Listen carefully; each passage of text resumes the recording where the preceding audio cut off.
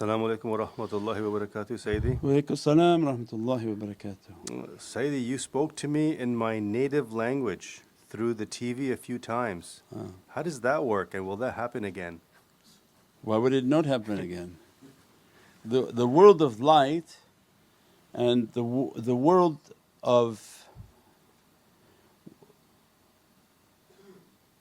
isharat and telepathy is a energy. We said that when you type there's an intention.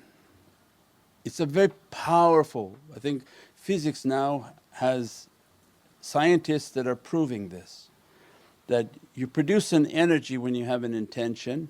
This energy comes and begins to provide a motor function for the intention to be fulfilled, right? Because there's got to be a signal that came from your heart to your brain to your fingers, and you began to type. That intention Allah draws our attention is most powerful. Kullu amalun binniyat.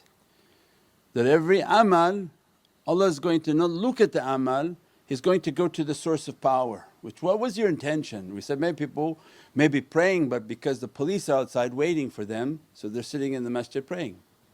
But that's not the intention, was to worship. So amals that have intention, then Allah will govern the intention. But it draws us to, there's an immense power. So when somebody is making an intention and writes an email, well already the energy of what they were trying to do went into that device, went through that electric channel, and by the time you opened it, regardless of what they wrote, if you're sensitive to energy, you already felt the theme of what's now coming. They're saying something but the energy was something completely different. So it means then when we train ourselves with energy, then you're making a connection, and this concept of telepathy is an intention that the shaykh is teaching through an energy, and you're picking up the vibration of energy, and it comes to you as an energy and your consciousness is translating it into your language. Because the energy is one, the energy is singularity. There's no Spanish energy and Arabic energy, it's just a qudra. When the qudra and the communication is going out through that signal, it's going out on a universal line. By the time it comes to your brain will translate it in the language that's appropriate for you. But it came as a qudra and an energy. So telepathy is based on controlling of energy. So when they make the madad and train in how to making the madad, they're connecting with the energy of the shaykhs. And as a result of connecting is that first you're asking to be dressed by this energy, as your clearance begins to rise and more trustworthy, your communication becomes two-way in that energy field. That the energy they send to you comes, your body begins to translate it in the process of how you think. If you think in Arabic, it'll come to you as if you spoke Arabic. You think in Urdu, he'll come to you speaking in Urdu.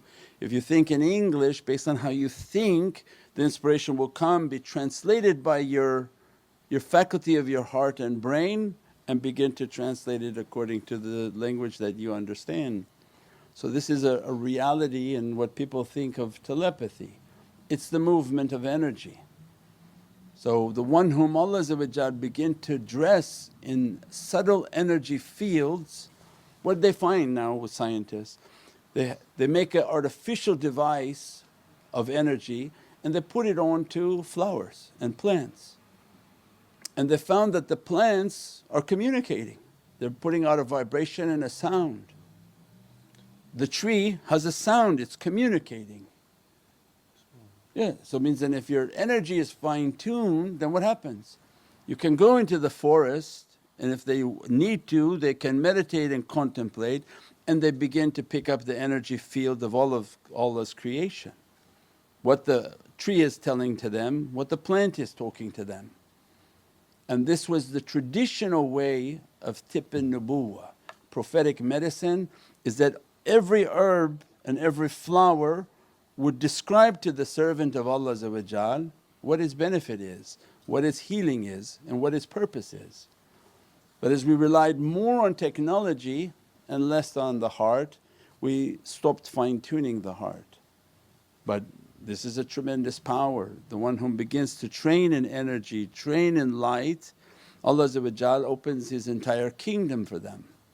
And that kingdom has many, many realities based on communication with animals, communication. How you think Sayyidina Sulaiman was communicating with the ants and birds and all the creatures? He wasn't speaking in a bird language to them. It's the Prophet of Allah, means merely he would communicate through his heart. And he could hear all the communication channels, and they come in on a digital channel, not wave channels anymore, because you can have infinite amount of channels on a digital channel. Every creature can be heard and each one separate and not overlapping. So how he heard all of them and knew the hoop he was missing, because it must have been tens of thousands of birds lined up, not one. He looked at the whole radif and the rows, said, where's that one? He's missing. And then we said, described before, his armies are moving, thousands. He said, thousands and hundreds of thousands of soldiers Sayyidina Sulaiman had, immense, flying on carpets and immense creatures. And he can hear the ant talking to all the other ants and stop the entire army just to hear them. So Allah is saying, this is the Qur'an. With what power Sayyidina Sulaiman had this is a qudra and energy. And it's the energy that could hear and communicate back with the ants, in which he got the isharat from the commander that go into your homes, the armies are moving. So Allah's great. When we say Allahu Akbar, we can't imagine what that Akbar is. We limit ourselves to a very limited life of physicality, and it's a shame. That's the people on the prison interpreting shadows. Their whole life is just looking at a wall and trying to interpret shadows, and they really truly never lived.